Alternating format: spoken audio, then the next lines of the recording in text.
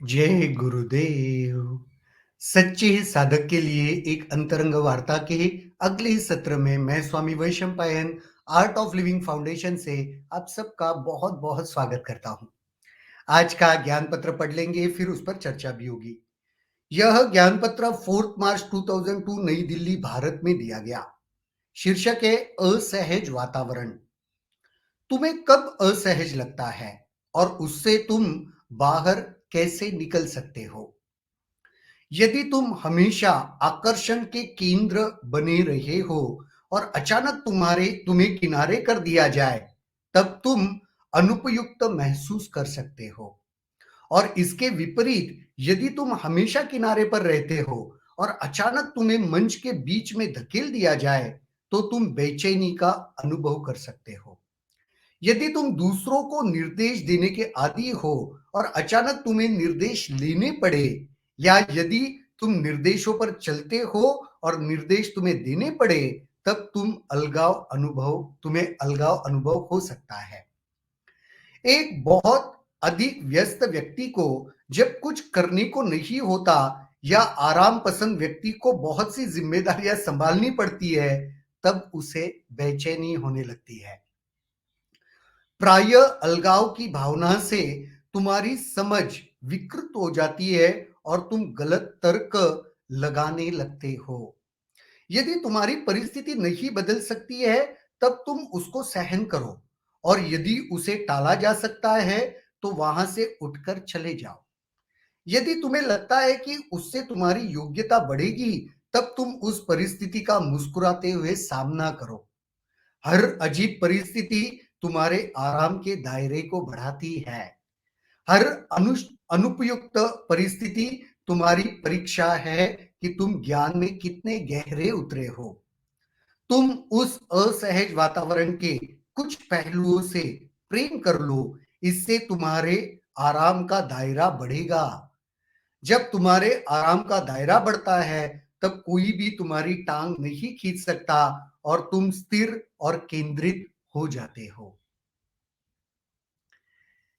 काफी बार हम जीवन में अनकंफर्टेबल फील करते हैं, असहज महसूस करते हैं। और क्या कारण है? तो गुरुदेव ने बहुत सुंदर यहां पे बताया, जो रूटीन है उससे कुछ अलग करना पड़े अचानक से। हम दूसरी भाषा में कहते हैं, एक कंफर्ट जोन होता है हर एक व्यक्ति का। उस जोन के भीतर, उस परिस्थिति के भीतर आदमी बड़ा आरामदायी रहता है, एक कंफर्टेबल महसूस करता है। जब भी इस कंफर्ट जोन के बाहर जाना पड़ता है ना, गड़बड़ हो जाती है।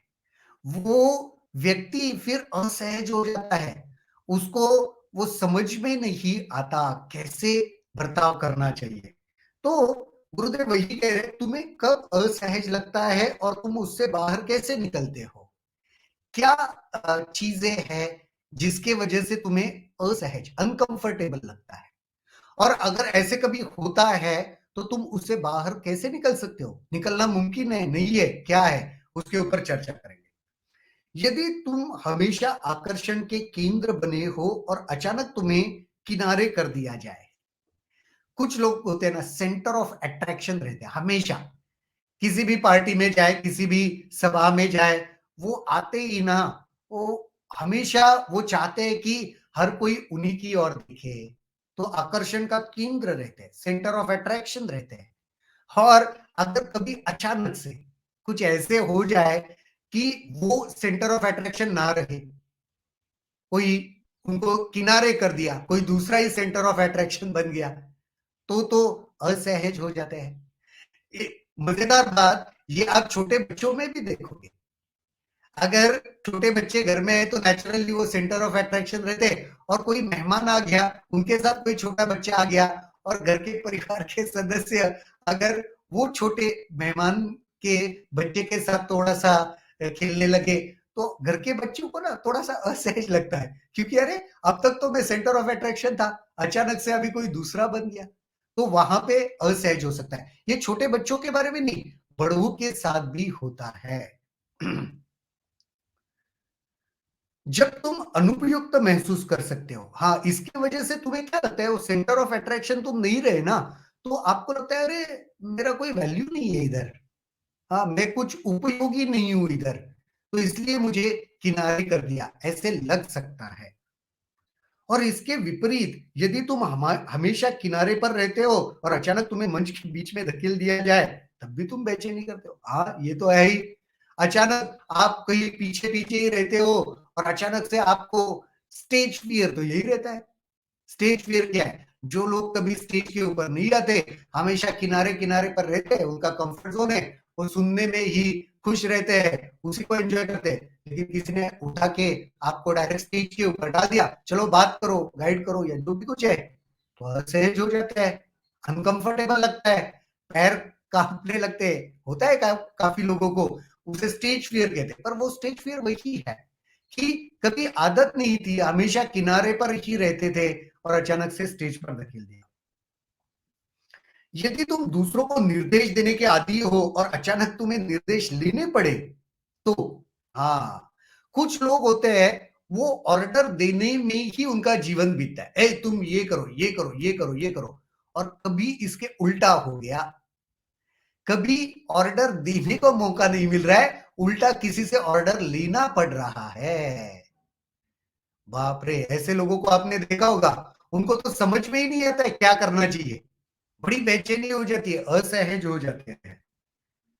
या यदि तुम निर्देशों पर चलने के आदी हो और तुम्हें निर्देश देना पड़े, तो तुम्हें अलगाव अनुभव हो सकता है। या इसके विपरीत, हमेशा आपको निर्देश सुनने की आदि है, वो हमेशा कोई और आपको गाइड करता है, आप लेते जाते हो। अभी उल्टा हो गया, अभी आपको गाइड करना पड़ रहा है, आपको निर्देश देना पड़ रहा है। हो सकता है असहज हो जाओ, समझ में नहीं आता क्या करना चाहिए, बड़ा अनकंफर्टेबल लगता है। एक बहुत अधिक व्यस्त व्यक्ति को जब कुछ करने के लिए नहीं होता, या आराम पसंद व्यक्ति को बहुत जिम्मेदारियां संभालनी पड़ती है, तब उसे बेचैनी होती है। हाँ, जो कोई वर्कोहॉलिक होते हैं, उनको आप कुछ समय के लिए कुछ काम करने मत दो। ये लोग बीमार भी होते हैं ना, बड़े परेशान हो जाते हैं क्योंकि एक जगह पे बैठने की आदत ही नहीं है, कुछ ना कुछ करना है, बहुत व्यस्त रहने की आदत है। अब उनको कुछ करने को नहीं है, बेचैनी हो गई। या दूसरा, कोई एकदम रिलैक्स ढीला-ढाला व्यक्ति है, उसको कुछ करने में ज़्यादा इंटरेस्ट नहीं, उसको बहुत सी ज़िम्मेदारियाँ सँभालनी पड़ रही है, ये भी करो, वो भी करो, तो भी परेशानी।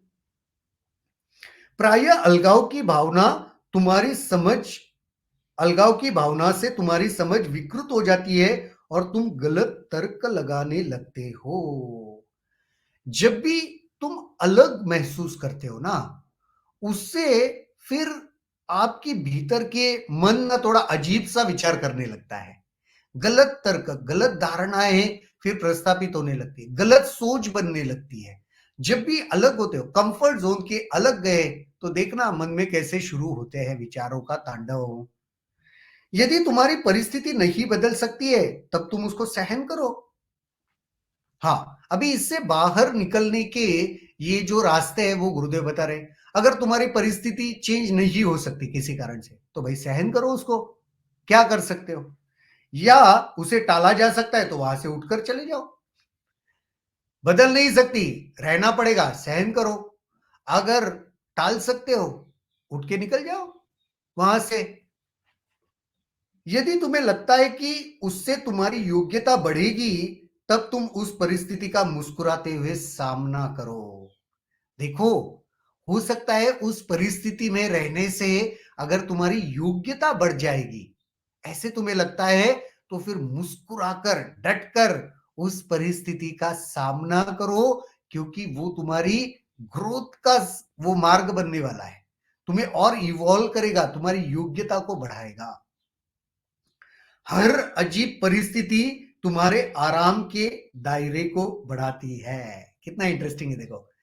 हर अजीब परिस्थिति जहां पे भी आप अनकंफर्टेबल होते हो, वो इनडायरेक्टली क्या कर रही है पता है? आपके आराम के दायरे को बढ़ा रही है।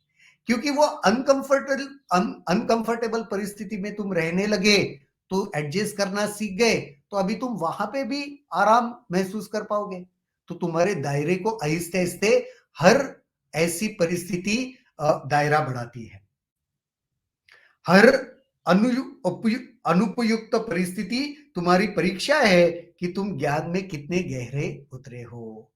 जो भी परिस्थिति उपयुक्त नहीं है, अनुपयुक्त परिस्थिति तुम्हारा टेस्ट है, एग्ज़ाम है तुम्हारा, कि सही में तुमने कुछ ज्ञान पाया है कि नहीं। वो ज्ञान को चेक करने के लिए जीवन में ऐसी परिस्थितियाँ आती हैं। तुम उस असहज वातावरण के कुछ पहलुओं से प्रेम कर लो, इससे तुम्हारे आराम का दायरा बढ़ेगा। ये जो असहज जो परिस्थितियाँ है ना, उनके कुछ पहलू से अगर तुम्हारा प्रेम हो गया, तो उससे भी तुम्हारे आराम का दायरा बढ़ता है। जब तुम्हारे आराम का दायरा बढ़ता है, तब कोई भी तुम्हारी टाँग नहीं खींच सकता और तुम स्थिर और केंद्रित हो जाते हो। जब कोई भी परिस्थिति तुम्हें असहज नहीं बनाती, तुम्हारे आराम का दायरा बहुत विशाल हो गया, फिर तुम्हें कोई केंद्र से हिला नहीं सकता। तुम्हारे स्थिरता से तुम्हें विचलित नहीं कर सकता। तुम्हारी कोई टाँग नहीं खींच सकता। कितना बढ़िया है और बहुत प्रैक्टिकल भी है, नहीं?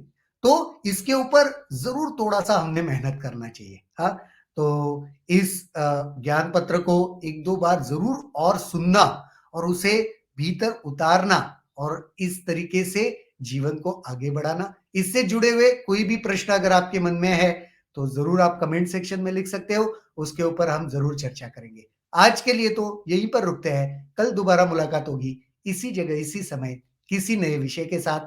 तब तक के लिए शुभ रात्रि, जय गुरुदेव।